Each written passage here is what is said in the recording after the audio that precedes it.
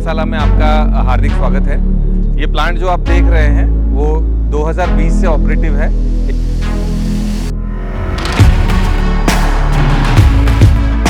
जितना भी मटेरियल्स हैं वो ईच कोडिंग वाइज देखेंगे, फिर कन्वेयर के हिसाब से आगे जाएगा, वहां पे ग्राइंडिंग करेंगे।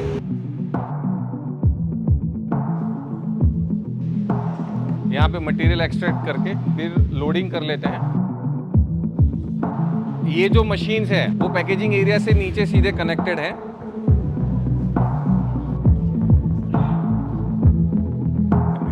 તે ફેક્ટરી વિઝિટ કરેલી છે આજે।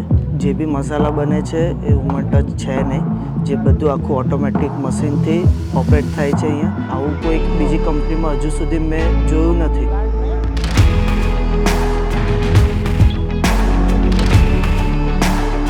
ક્વોલિટી બી ફાઇન, હું બી 3 વર્ષથી યુઝ કરું છું।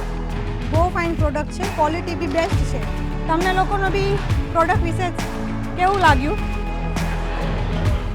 અને બધાના રિવ્યૂ બી એ જ છે, જે કસ્ટમર લઈ જાય છે રિપીટ પાછું લેવા બી આવે છે।